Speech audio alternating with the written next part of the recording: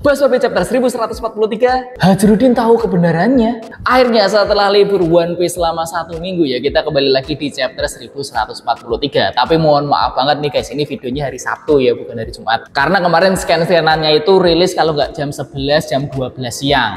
Aku coba buat ngebut, tapi ternyata nggak kekejar sampai maghrib. Jadi akhirnya saya rilis nih hari Sabtu. Terus sebenarnya di chapter kali ini informasinya itu nggak yang gong besar banget ya, tapi ada detail-detail menarik yang bisa kita bahas di akhir video ini dari Holy Knight dan juga dari Hajrudin itu sendiri. Tapi sebelum kalian menonton video ini, kalau yang belum nonton pembahasan chapter 1142, tonton dulu guys. Karena di menit ke-11 itu ada yang aku bahas dan nyambung ke cerita kali ini. Jadi siapkan menu berbuka kalian, mari kita makan sambil menonton pembahasan chapter kali ini. Kita mulai dari covernya terlebih dahulu. Ini nggak cover story ya, ini color spread lagi nih. Yang mana ini lucu banget. Kita melihat para kru topi jerami lagi balapan ikan terbang. Ini aku apa ya?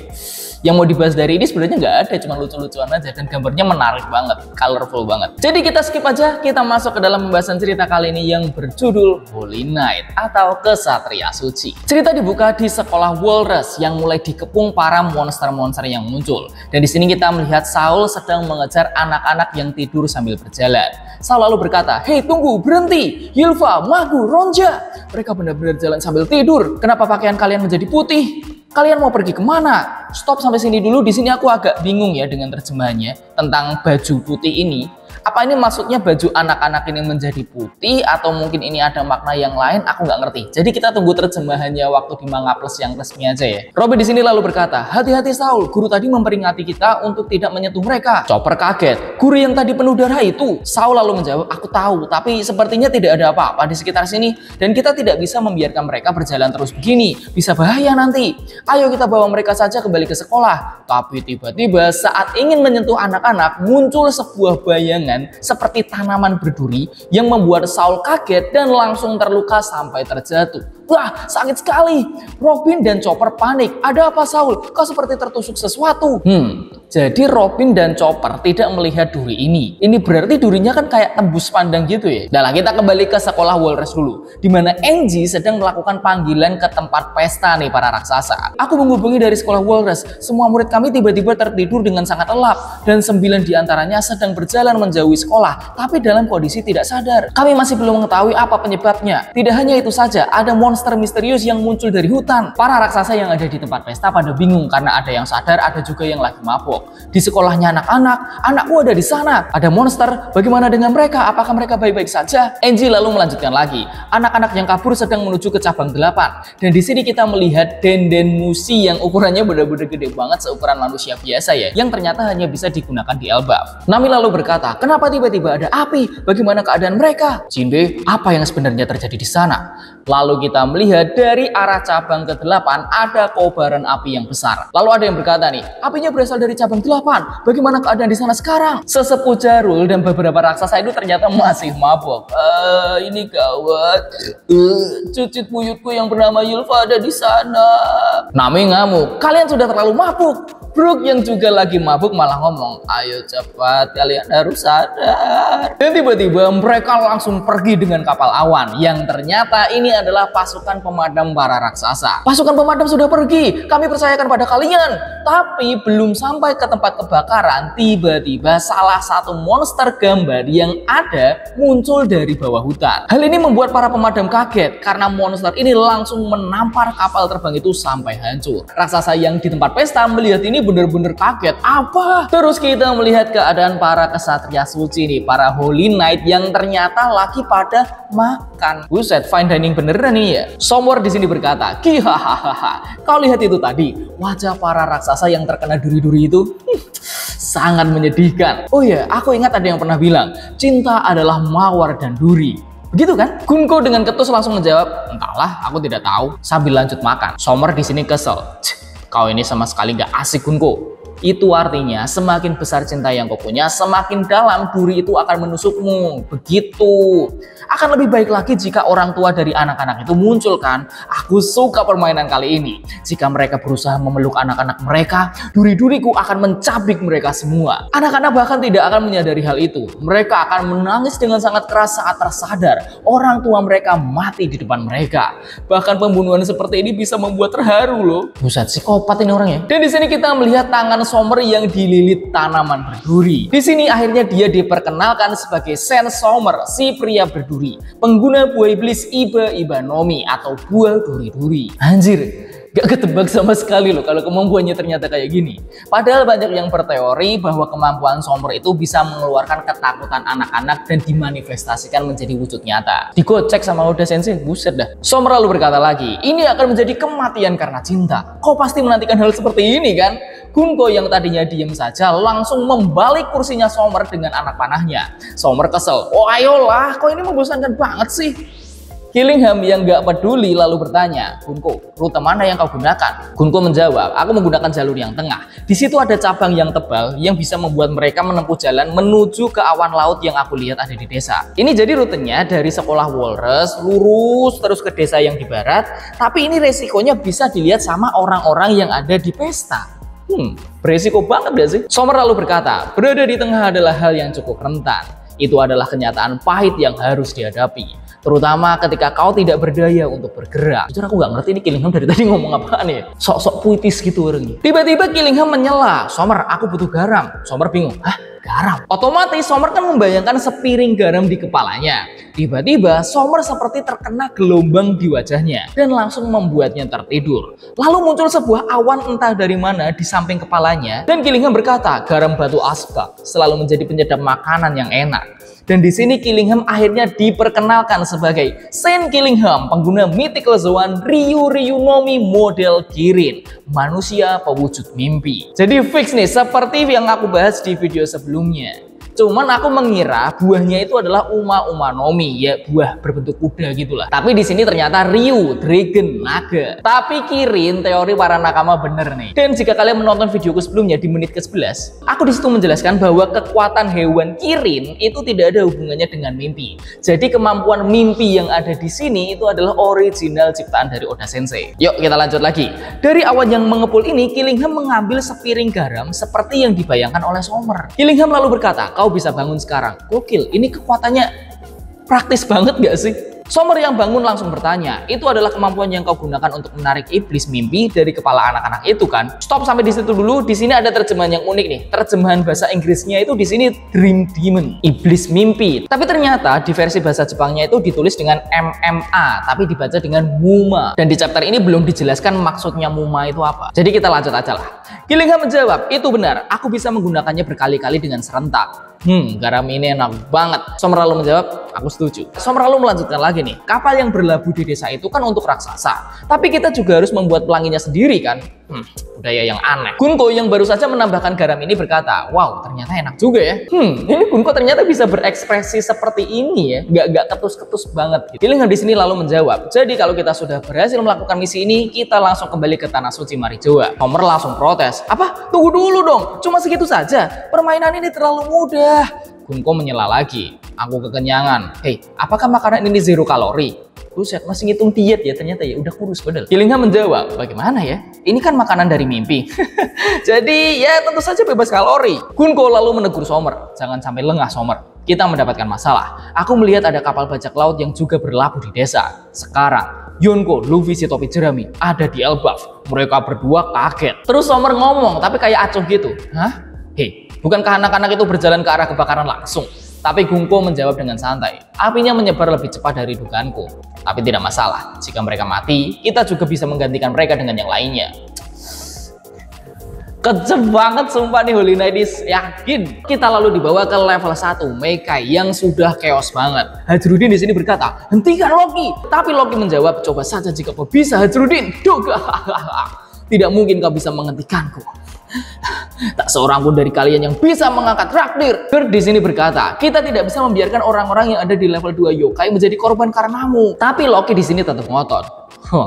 Pasti akan tetap ada korban karena apinya sudah mulai menyebar. Sekarang pilih, Jatuhkan senjata kalian dan biarkan aku pergi, atau Sanji di sini mulai kesel. Hei, ada apa sebenarnya dengan monster raksasa ini? Luffy menjawab, dia terluka. Jika kita tidak menolongnya, dia akan... Karena bertele-tele, Loki tambah marah. Kau ingin membiarkan semua orang mati? Aku akan membantai semua orang lemah yang ada di level 2 yokai jika kau tidak mau menjawabnya. Hajrudin langsung mengambil sikap. Tunggu dulu, kami mengerti. Loki langsung tersenyum dengan puas. Zoro tapi langsung memberikan peringatan. Jangan tertipu Hajrudin. Hajrudin bingung. Roronoa Zoro. Luffy lalu berkata, kurasa tidak ada pilihan lain. Baiklah, aku berjanji, jika kau melakukan sesuatu, aku akan menghajarmu. Hajrudin panik. Tunggu, topi jerami. Dia akan menyetrumu jika kau mendekat. Loki tambah kesal. Begitu ya, jadi itu jawaban kalian. Garp berusaha menenangkan. Kau tidak akan bisa kembali lagi jika melakukan kejahatan ini. Hentikan Loki, pikirkan tentang anak-anak. Zoro protes. Luffy, apa kau akan membiarkan dia lolos begitu saja? Lagi pula lukanya juga akan terbuka lagi. Loki lalu berkata dengan lirih. Sial, aku rasa aku kalah untuk kali ini. Luffy di sini langsung melompat dan berkata, Gomu Gomu no Udefusen. Dimana mirip Honefusennya Luffy ya yang membuatnya menjadi balon, tapi di sini tangannya aja. Loki langsung seperti bersiap-siap menerima serangan Luffy yang membuat semua orang kaget dan Loki pun langsung terjatuh. Cuma di sini aku bingung ya, ini tuh serangannya Luffy bener-bener kena atau Loki saking nggak kuatnya berdiri terus terjatuh, nggak tahu lah. Tapi aneh banget kalau Luffy malah mengeluarkan fusennya nih, kan balon kalau kena pukulan kan juga nggak sakit-sakit banget. Apa sebenarnya Luffy juga nggak pengen menghajar Loki sebegitunya ya? Suasana menjadi tenang dan Zoro berkata dia sudah di ujung kematian. Berdiri saja dia sudah mati-matian seperti itu. Bukan cara yang buruk, tapi mungkin dia berencana mencari tempat lain untuk pingsan dengan aman setelah dia kabur. Hajrudin menjawab, aku ragu dia bisa melakukannya, apalagi dia sudah kehilangan darah yang cukup banyak. Zoro lalu berkata, sekarang terserah kalian, mau merawat orang ini atau mau membiarkannya sekarang. Luffy langsung kesal sendiri. Aku masih punya urusan yang belum selesai dengannya, tetapi dia seperti itu. Rod lalu menjawab, ini sudah jelas kalau ternyata ada orang yang ingin membunuhnya, dan ini masalah yang lain dari kejahatannya sendiri. Rod dalam hati lalu berkata, sebenarnya ini cuma firasat, tapi jangan-jangan dia pasti berpikir yang menghajar Holy Knight nih. Ya memang iya sih. Luffy lalu memohon, Hajrudin, aku punya sebuah permintaan. Tolong selamatkan nyawanya. Aku tidak peduli dia orang yang seperti apa, tapi aku tidak bisa melihatnya mati begitu saja. Hajrudin langsung tampak sangat serius. Akhirnya mereka memutuskan untuk mentransfusikan darah kepada Loki. Garp yang merupakan seorang dokter berkata, untuk sampai sembuh total ini akan makan waktu berbulan-bulan. Jika kita memang berniat untuk merawatnya, kita tidak boleh membiarkannya tidur di tempat seperti ini. Tapi orang-orang tidak akan mudah memaafkannya begitu saja. Jika kita membawanya ke atas, bisa-bisa Loki langsung dieksekusi. Loki di sini ternyata masih sadar dan berkata, aku tidak masalah tetap di sini. Mereka sangat membenciku. Lagi pula yang dibicarakan di sini adalah sampah yang tidak bisa dimaafkan. Luffy malah terkagum. Wow, tanduknya bener-bener hebat. Sambil duduk di atas tanduknya Loki. Gak sopan banget ini orangnya. Hajrudin lalu berkata, itu adalah bukti dari raksasa kuno. Ayah kami Raja Harald juga memilikinya. Hajrudin lalu teringat masa lalunya saat dirinya dan Loki masih kecil. Raja Harald di sini pernah berkata, kalian berdua adalah putraku yang sangat berharga. Aku ingin kalian akrab saat aku pergi. Dan lakukanlah apa yang bisa kalian lakukan untuk membantu Elbaf. Tapi ternyata Hajrudin malah dibully sama Loki. Di sini Loki berkata, bagaimana bisa aku menyebut orang yang sangat lemah seperti ini kakakku? Kau itu cuma sampah. Kau tidak akan pernah menjadi pewaris sah dari ayah. Hajrudin, semua orang tahu kalau ibumu mempunyai darah yang kotor. Kita lalu kembali ke masa sekarang. Tiba-tiba Hajrudin sudah mengangkat kapaknya tinggi-tinggi. Tencent dan Colbert langsung menghentikan Hajrudin. Hei, tunggu dulu, tenanglah Hajrudin. Hajrudin yang dibakar amarah berkata, tidak mungkin aku akan memaafkannya. Dia sudah menghina ibuku dan membunuh ayah kami. Tapi Loki dengan santai berkata, lakukan saja. Aku sudah bosan mendengar cerita dari kesatria cengeng ini. Kau sudah dimabuk drama yang tidak jelas seperti ini. Kau terlalu fokus pada hal-hal kecil sampai tidak bisa melihat permasalahan utamanya. Jangan bilang kau seperti yang lainnya, yang sama-sama berpikir bahwa aku mau membunuh ayah kita dengan kejam. Kau sebenarnya tidak percaya itu kan? Dan chapter ini selesai dengan memperlihatkan wajah Hajrudin yang semakin kesal. Dan itulah akhir dari chapter 1043. Seperti yang aku bilang tadi ya, nggak terlalu gong banget, tapi ada informasi-informasi kecil, detail-detail menarik yang bisa kita bahas. Seperti yang tadi udah kita bahas tipis-tipis ya. Ada kekuatannya Sommer yang ternyata adalah buah iblis Iba Nomi dengan kekuatan duri. Killingham, Ryu Nomi model Kirin yang kekuatannya adalah mewujudkan sebuah mimpi. Jadi nggak spesifik ras rasa takut ya. Garam aja bisa dijadiin. Jadi mekanismenya targetnya dibikin mikirin sesuatu dulu, terus dibikin tidur, lalu yang ada di mimpinya diambil. Sumpah guys, dulu ya kalau aku ditanya buah iblis favorit, itu adalah buah iblis yang bisa terbang. Aku dulu milihnya buahnya Marco tuh, karena aku pengen bisa terbang dan gak capek di jalan kalau lagi pergi-pergi. Tapi semenjak munculnya buah Wapu-Wapu Nomi milik Van Ogre yang bisa teleport, aku jadi suka itu. Tapi lagi setelah melihat chapter ini, melihat buah iblisnya Killingham ya, kayaknya buah iblisnya favoritku pindah ke dia aja deh. Sumpah ini buah bener-bener praktis banget untuk kehidupan sehari-hari. Segala jenis barang bisa diwujudin, gokil nggak tuh? Tapi menariknya, ini kan mythical Zoan, dan ciri-ciri dari buah Zoan yang sudah awakening itu bisa mengeluarkan awan dari tubuhnya, kayak Luffy, Rob Lucci. Lah ini Killingham menggunakan mode hybrid dengan awan, yang berarti kita asumsikan ini adalah mode awakening dari mythical Zoan-nya. Tapi dia menggunakan dalam keadaan santai, bukan dalam keadaan genting. Jadi kayak ini setting defaultnya emang kayak gini nih. Jadi mungkin lebih mirip kayak Chopper ya. Tapi bisa dibandingkan sama Chopper gak sih? Tapi yang jelas kita nggak tahu alasannya kenapa dia menggunakan wujud ini terus-menerus ya. Tapi aku jadi berpikir bahwa orang ini benar-benar kuat banget. Kalau buahnya Sommer kan intinya mengeluarkan tanaman berduri yang bisa tembus pandang. Bagus sih, tapi untuk saat ini apa ya, belum kelihatan potensi kuatnya. Tetap kuat, tapi untuk sebesar apa kekuatannya kita masih belum bisa membayangkan. Apakah mungkin dia bisa mengendalikan tanaman seperti Admiral Ryokugyu ya? Dan apakah mungkin waktu terjadi pertarungan one on one itu dia akan melawan Usopp akan melawan Sommer? Itu kayaknya sesama pengguna tumbuhan cocok. Menurut kalian gimana? Terus di akhir chapter ini aku jadi semakin yakin bahwa Loki itu bener-bener orang baik loh guys. Meskipun dia berusaha mengancam untuk membunuh semua orang yang ada di level 2 ya, tapi ada satu kalimat yang unik banget.